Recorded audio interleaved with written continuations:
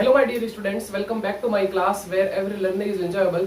और आज हम स्टार्ट करेंगे करंट इलेक्ट्रिसिटी का नया टॉपिक जो है ड्रिफ्ट वेलोसिटी, और काफी इंपॉर्टेंट होने वाली है आज की क्लास। तो स्टार्ट करते हैं ड्रिफ्ट वेलोसिटी को।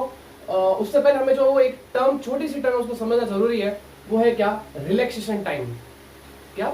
रिलैक्सेशन टाइम, जिसको हम जो टर्क से लिखते हैं, ठीक है ना। तो बेसिकली रिलैक्सेशन टाइम होता क्या है? बहुत ही सिंपल है कि आपको पता है कि किसी कंडक्टर के अंदर क्या होता है? इलेक्ट्रॉन्स होता है, ठीक है ना। अगर कंडक्टर है इसका मतलब उसमें क्या होंगे? जो इलेक्ट्रॉन्स होंगे, और वो इलेक्ट्रॉन्स कौन से? फ्री इलेक्ट्रॉन, ठीक है ना। तो वो फ्री इलेक्ट्रॉन क्या करता है? मूव करते रहता है उस कंडक्टर के अंदर, ठीक। तब क्या होगा कि कुछ इलेक्ट्रॉन आपस में टकराएंगे। आ रही बात समझ में? तो जो भी आपके पास में दो सक्सेसिव, जो आपके पास में जो कॉलिजन होता है, टक्कर मतलब क्या? कॉलिजन, ठीक है ना। उन सभी का एवरेज हम क्या कहते हैं? रिलैक्सेशन टाइम, ठीक है ना। तो the average time interval between two successive collision. आ रही बात समझ में? कि बेसिकली नाम क्या है? Relaxation time. तो हम यहाँ पे किसकी बात कर रहे हैं? टाइम की बात कर रहे हैं। तो यानी कि दो सक्सेसिव कॉलिजन को, मतलब दो सक्सेसिव कॉलिजन जब होती है, उन सभी का आपको क्या करना है? टाइम निकालना है, और फिर आपको क्या करना है? उनका एवरेज निकालना है, ठीक है ना। So the average time interval between two successive collision, ठीक है ना। एवरेज टाइम आपको कैलकुलेट करना है जब दो सक्सेसिव कॉलिजन होती है, उसी को हम क्या बोलते हैं? रिलैक्सेशन टाइम, ठीक है। बहुत सिंपल है। नो, तो टाउ इज इक्वल टू मेरे पास में क्या हो जाएगा? T1 plus T2 plus T3 से लेकर कहा था Tn। मान लो कि मेरे पास में कितनी टक्कर हुई? n टक्कर हुई। तो पहली टू सक्सेसिव टक्कर के लिए मेरे पास टाइम क्या? T1। दूसरे के लिए क्या? T2। तीसरे के लिए क्या? T3। और मान लो मैंने माना कितनी? n टक्कर, है ना। मतलब n कॉलिजन, टक्कर मत बोलो, थोड़ा कॉलिजन, ठीक है ना। तो n कॉलिजन, तो डिवाइडेड बाय क्या? n, बिकॉज एवरेज की बात करें तो डिवाइडेड बाय जितने मेरे पास में कितना? n कॉलिजन के लिए। क्लियर? चलो अब बात करते हैं हम ड्रिफ्ट वेलोसिटी की। तो ड्रिफ्ट वेलोसिटी क्या है? एक बार पढ़ लेते हैं हम कि when the external field applied on the conductor, जब हम किसी भी कंडक्टर पे एक्सटर्नल फील्ड अप्लाइड करते हैं, मतलब क्या? उस कंडक्टर को हम किसी बैटरी से जोड़ देते हैं। एक्सटर्नल इलेक्ट्रिक फील्ड का मतलब क्या? जो भी कंडक्टर आपको उसको क्या करना है? बैटरी से जोड़ना है, ठीक है। तो उससे क्या होगा? Then free electrons moves against the electric field. Electron कहां मूव करेंगे? Against the electric field. कैसे? देखो समझो कि ये मेरे पास में कंडक्टर है जिसकी लेंथ क्या है? L, और इस कंडक्टर में क्या होंगे? फ्री इलेक्ट्रॉन्स होंगे, है ना। इस कंडक्टर में क्या होंगे? फ्री इलेक्ट्रॉन्स होंगे।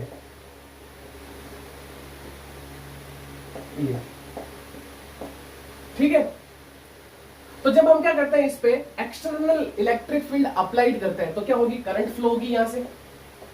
और आपको पता है कि इलेक्ट्रॉन कहां मूव करते हैं? करंट की जस्ट अपोजिट डायरेक्शन में। तो करंट की डायरेक्शन इस तरफ, तो इलेक्ट्रॉन कहां मूव करेंगे? इस तरफ। ये इस तरफ भागने की कोशिश करेंगे। तो ये सारी बेसिक चीजें आपने जो 10th में पढ़ी है। और अगर मैं बात करूं इलेक्ट्रिक फील्ड की, तो इलेक्ट्रिक फील्ड क्या होता है? पॉजिटिव से नेगेटिव, यानी ये है मेरे पास में क्या? इलेक्ट्रिक फील्ड की डायरेक्शन, ठीक है ना। जो इलेक्ट्रिक फील्ड है उसकी डायरेक्शन क्या है? ये वाली, इस तरफ इलेक्ट्रिक फील्ड है। क्लियर? ओके, चलो। तो क्या हुआ कि then the electric field, sorry, then free electrons moves against the electric field. Then average velocity gains by the electron is called drift velocity. जो average velocity है, आरी बात समझ, किसकी? इलेक्ट्रॉन की, उसी को हम क्या बोलते हैं? Drift velocity. कब? जब हम किसी भी कंडक्टर को किसी एक्सटर्नल इलेक्ट्रिक फील्ड देते हैं, ठीक है ना, या मतलब हम बोलते हैं उसको बैटरी से जोड़ते हैं, तो क्या होता है? यहाँ पे एक्सटर्नल इलेक्ट्रिक फील्ड अप्लाइड होता है। उससे क्या होगा कि जो कंडक्टर है उसके अंदर इलेक्ट्रॉन होंगे, वो क्या करेंगे? मूव करेंगे अगेंस्ट द इलेक्ट्रिक फील्ड, मतलब इसके जस्ट अपोजिट डायरेक्शन में। यहां बोल सकते करंट के अपोजिट डायरेक्शन में, एक ही बात है। तो जो ये इलेक्ट्रॉन अपनी एवरेज वेलोसिटी जो गेन करते हैं, उसको हम बोलते हैं ड्रिफ्ट वेलोसिटी, ठीक है। मान लिया मैंने first velocity v1, v2, v3 and vn divided by क्या? n, एवरेज आ गया। क्लियर? ओके। अब सुनो, अब अगर मैं बात करूं v1 क्या? वेलोसिटी। और आपने जो है वो न्यूटन्स का फर्स्ट लॉ पढ़ा होगा, या न्यूटन्स की आपने फर्स्ट इक्वेशन पढ़ी होगी, वो क्या थी? v is equal to u plus a t, यही तो थी।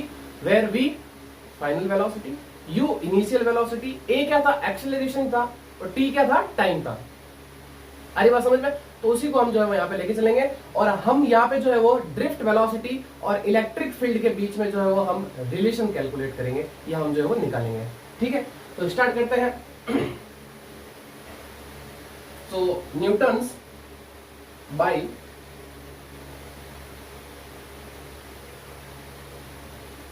या ऐसा लिख लो by first equation of motion,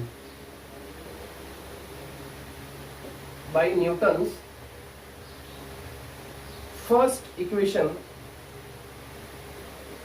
of motion। तो आपको पता है v equal to u plus a t होता है, लेकिन यहां बात करूं मैं v1 की, तो v1 इज इक्वल टू मेरे पास में हो जाएगा u1 प्लस ए टी1, ये होगा ना। v2 is equal to u2 plus a t two, इसी तरीके से v3 is equal to u3 plus a t three and so on. vn is equal to un plus a t n. Clear? ये हो गया मेरे पास में इक्वेशन नंबर 2, और इसको दे देता हूं मैं इक्वेशन नंबर 1। क्लियर है?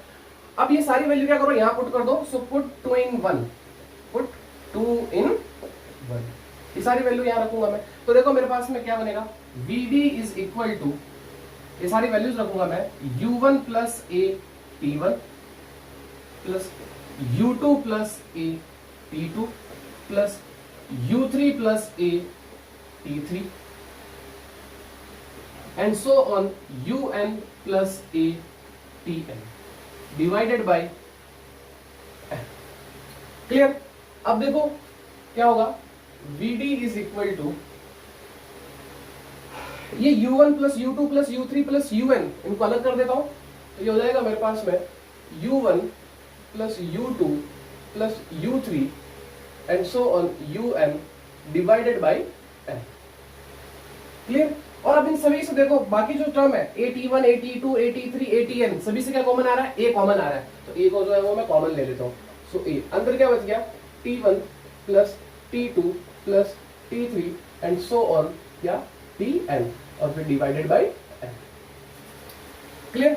तो वो वाली चीज जो है आपके पास में, ये रिलैक्सेशन टाइम ही है। अब बात करता हूं मैं u1 plus u2 plus u3 और un की। तो आपको पता है कि किसी भी कंडक्टर के अंदर जो इलेक्ट्रॉन है वो क्या करता है, फ्रीली मूव करते हैं। आ रही बात समझ में? तो क्या करेंगे, आपस में टकराएंगे। तो जब वो आपस में टकराएंगे तो उनका जो मोशन होगा वो कौन सा मोशन होगा, जिग-जैग मोशन होगा। तो इसका मतलब अगर मैं किसी भी पर्टिकुलर एक क्रॉस सेक्शन की बात करूं तो मैं मान के चलता हूं कि अब क्योंकि उसमें मतलब इलेक्ट्रॉन तो बहुत ज्यादा होता है, आ रही बात समझ में, इलेक्ट्रॉन क्या होता है, बहुत सारे होता है। तो मैंने माना कि किसी एक क्रॉस सेक्शन से लगभग सारे इलेक्ट्रॉन निकले। तो इसी तरीके से सिमिलरली मैं क्या करूंगा, दूसरी तरफ भी एक क्रॉस सेक्शन लूंगा, तो मैं ये मान के चलूंगा उस तरफ भी क्या होगा, जो मतलब इलेक्ट्रॉन है पूरे निकले। ठीक है? तो इसका मतलब जो करंट है, इनिशियल करंट की बात, सॉरी इनिशियल वेलोसिटी की मैं बात करूं तो उनकी इनिशियल वेलोसिटी क्या होगी, 0 होगी। ठीक है ना? सो u1 plus u2 plus u3, ये मेरे पास में क्या है, एवरेज इनिशियल वेलोसिटी। तो ये हो जाएगा, इसको मैं यहाँ पे लिख लेता हूं। ठीक है ना? Since u1 plus u2 plus u3 and so on un divided by n is equal to 0। Because क्यों? क्योंकि ये क्या है, इनिशियल एवरेज वेलोसिटी,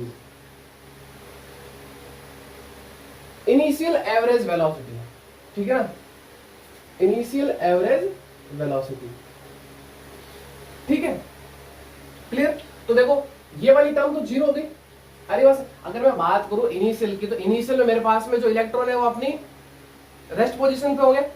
ठीक है ना? तो जैसे ही आप क्या करोगे, उस पर जो है वो एक्सटर्नल फील्ड अप्लाई करोगे तो इलेक्ट्रॉन क्या करेंगे, मूव करने लगेंगे।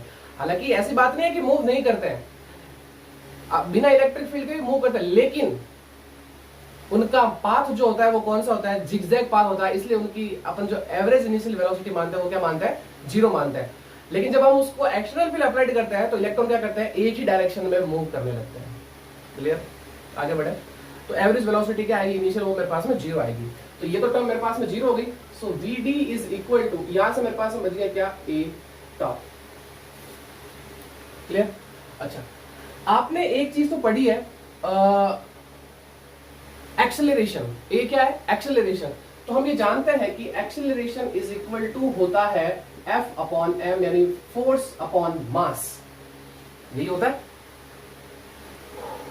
अगर मैं बात करूं F की, तो F क्या है, फोर्स। F क्या है, फोर्स। F फोर्स ही तो है। और जब आपको पता है कि कोई इलेक्ट्रॉन किसी इलेक्ट्रिक फील्ड में होता है तो उस पर फोर्स लगता है, और फोर्स क्या होता है, QE। और Q क्या है, चार्ज, बट मेरे पास में यहाँ पे चार्ज क्या, इलेक्ट्रॉन, तो इसलिए मैं यहाँ पे क्या लिखूंगा, -E, और फिर ये E डिवाइडेड बाई M। ये वैल्यू मैं यहां पुट करूंगा इसके अंदर, तो मेरे पास में VD इज इक्वल टू आ जाएगा -E upon M divided by tau. अगर ये वेक्टर क्वांटिटी है तो अपन इसको वेक्टर में कंसीडर करते हैं। यहाँ पे आप भले वेक्टर वाला साइन लगा लो, कोई दिक्कत नहीं है, आप यहाँ पे वेक्टर साइन लगा लो, कोई दिक्कत नहीं है, ठीक है ना, सभी पे आएगा फिर तो है ना, वेक्टर वाला यहाँ पे जो है साइन लगा लो, कोई दिक्कत नहीं है, ये वेक्टर साइन लगा लो, ठीक है।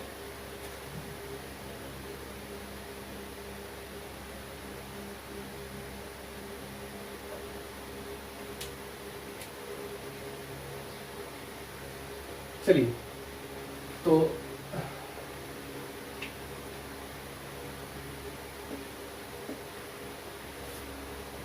अब मैं क्या करता हूं, इसको इसके साथ में लिख लेता हूं। तो देखो यहां से VD इज इक्वल टू, ये हो जाएगा मेरे पास में E टाउ अपॉन M, और माइनस को इसके साथ में लिखता हूं।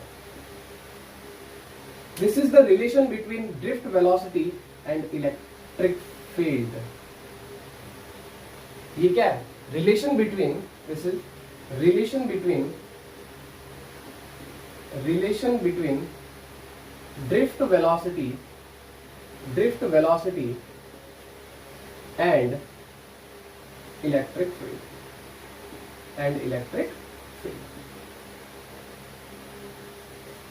तो यहां से क्या पता चला कि VD is directly proportional to negative of electric field. यानी कि यहां से आपको ये देखो, ये नेगेटिव साइन क्या बता रहा है आपको, ये बता रहा है आपको ड्रिफ्ट वेलोसिटी की डायरेक्शन, यानी कि जो ड्रिफ्ट वेलोसिटी की डायरेक्शन है वो इलेक्ट्रिक फील्ड के जस्ट अपोजिट है।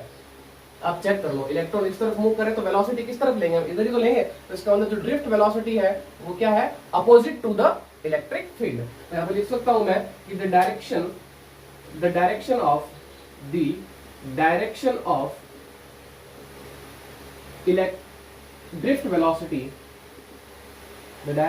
drift velocity is opposite to the electric field।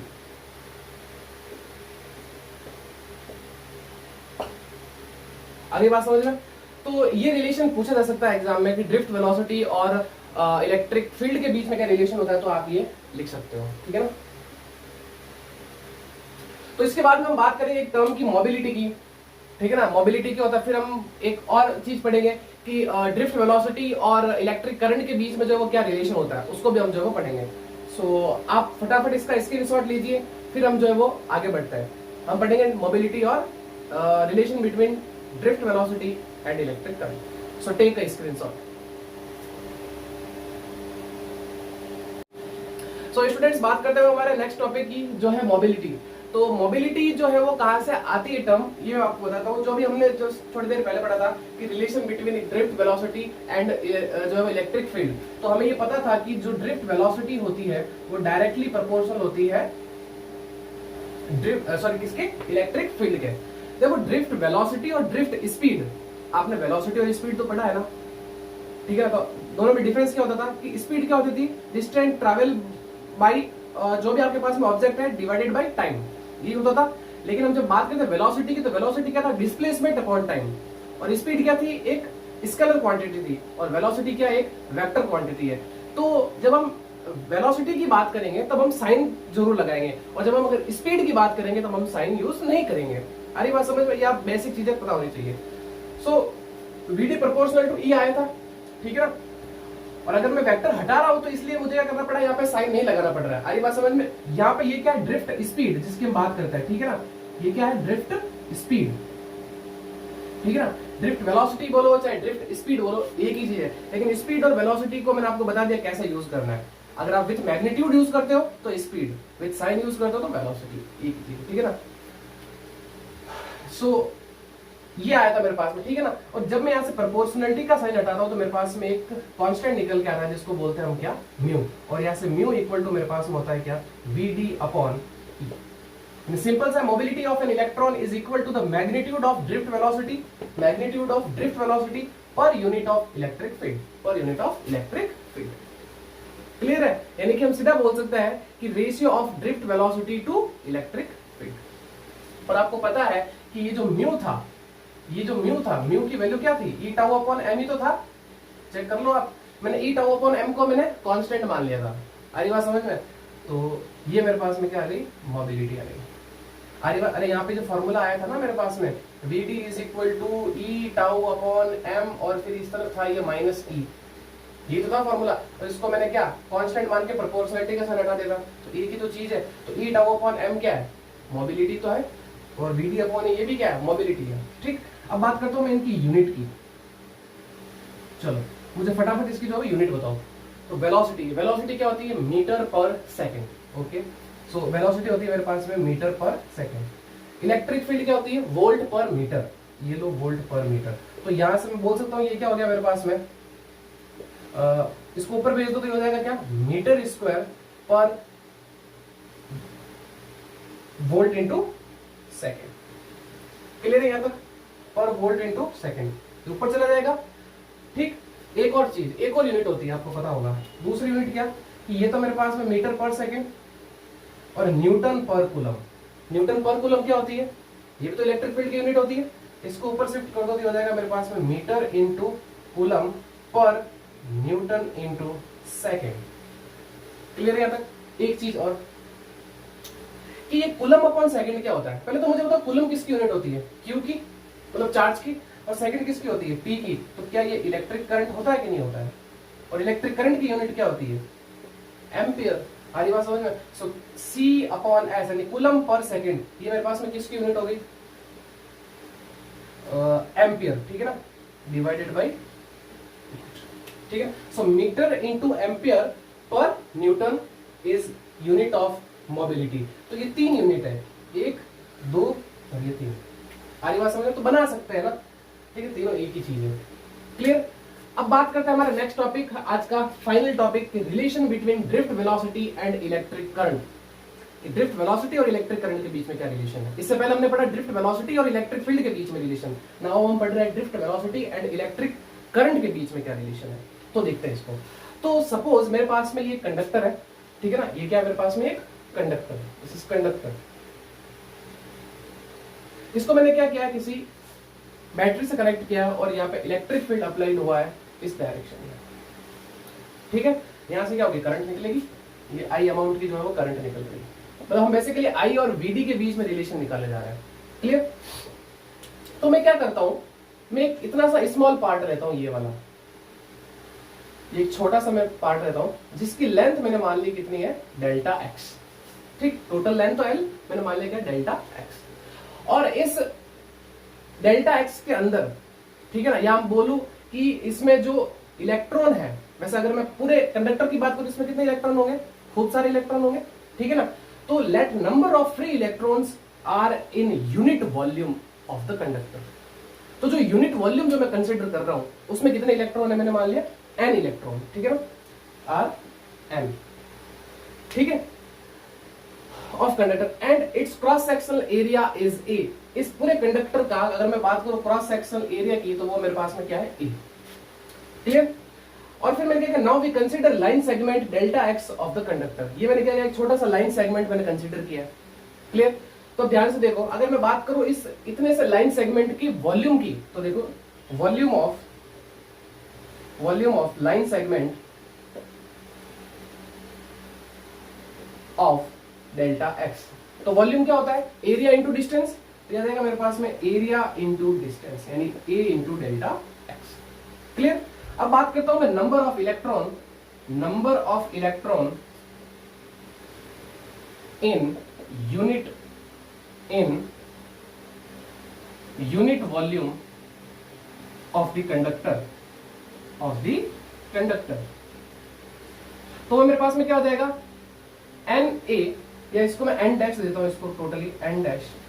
क्या हो जाएगा, कितने इलेक्ट्रॉन है मेरे, देखो ये मेरे पास है वॉल्यूम, कितने इलेक्ट्रॉन, n इलेक्ट्रॉन, तो मल्टीप्लाई किससे कर देंगे हम, मतलब n से मल्टीप्लाई कर देंगे, ठीक है। तो यूनिट वॉल्यूम में जो मेरे पास में कितने इलेक्ट्रॉन है, n इलेक्ट्रॉन है, तो इसका मतलब नंबर ऑफ इलेक्ट्रॉन कितना हुआ यूनिट वॉल्यूम में, n इंटू ए डेल्टा एक्स, क्लियर। तो ये मेरे पास में आ गया क्या, नंबर ऑफ इलेक्ट्रॉन। नाउ अब बात करता हूं मैं इसमें चार्ज कितना है, ठीक है ना, total charge in unit volume of conductor, तो क्या हो जाएगा, वो डेल्टा क्यू हो जाएगा। डेल्टा क्यू इक्वल टू क्या होता है, एन ई, और एन मेरे पास में क्या है, ये रहा, इसको मैं ऐसे लिख लूंगा एन डैश ई, है ना। तो यहां से देखो delta Q is equal to N A delta X into E, ये मेरे पास में चार्ज आ गया। ये मेरे पास में इक्वेशन नंबर, इसको कुछ भी दे दो, इक्वेशन नंबर 1 दे दो, चलो ये इक्वेशन नंबर 1, क्लियर। अब बात करते हैं हम कि जब इलेक्ट्रॉन ऐसे मूव कर रहे होंगे, क्योंकि इलेक्ट्रॉन इस तरह की तो मूव करेंगे, अरे बात समझो, ड्रिफ्ट वेलोसिटी की डायरेक्शन किस तरफ होगी, ये इस तरफ होगी ड्रिफ्ट वेलोसिटी, और इलेक्ट्रिक फील्ड क्या इस तरफ है ना, ये ड्रिफ्ट वेलोसिटी। तो जब इलेक्ट्रॉन इस तरफ मूव करेंगे तो उन्होंने क्या किया होगी, कुछ ना कुछ डिस्टेंस कवर की होगी, ठीक है ना। तो यहां पे लिखता हूं मैं, the distance traveled by the distance traveled by electrons the distance traveled by electrons। तो आपको पता है कि डिस्टेंस इक्वल टू क्या होता है, distance equal to velocity into time, clear है। तो डिस्टेंस मेरे पास में क्या है, डेल्टा एक्स, वेलोसिटी कौन सी, ड्रिफ्ट वेलोसिटी, आ रही बात समझ में, वेलोसिटी कौन सी मेरे पास में, ड्रिफ्ट वेलोसिटी। और फिर बात करते हैं हम टाइम, तो टाइम क्या मेरे पास में, डेल्टा, मतलब स्मॉल टाइम की बात करेंगे, ठीक है। तो ये डेल्टा एक्स की वैल्यू मैं यहां रख देता हूं, ठीक है ना, equation number 2, so put 2 in 1।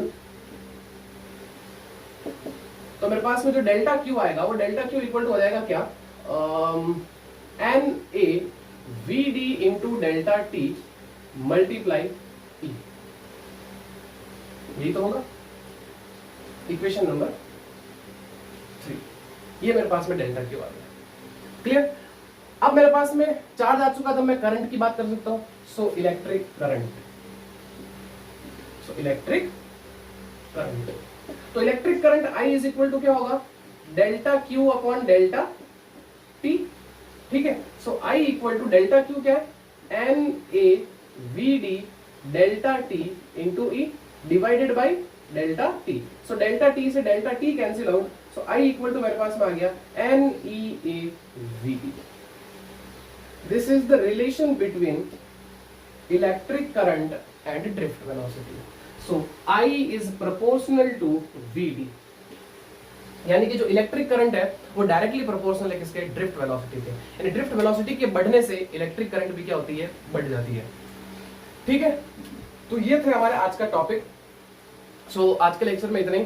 Next lecture में हम बात करेंगे, एक और रिलेशन है, रिलेशन ड्रिफ्ट वेलोसिटी और पोटेंशियल डिफरेंस का। फिर उसके बाद हम स्टार्ट करेंगे हमारा ओम्स लॉ, जो आप 10th में अच्छे से पढ़ के आए हो। सो आज की वीडियो में इतना ही, मिलते हैं नेक्स्ट वीडियो में। तब तक चैनल को ज्यादा से ज्यादा शेयर करिए, वीडियोस को लाइक करिए और चैनल को सब्सक्राइब करिए। तो तब तक हंसते रहिए, मुस्कुराते रहिए। Thank you and good bye.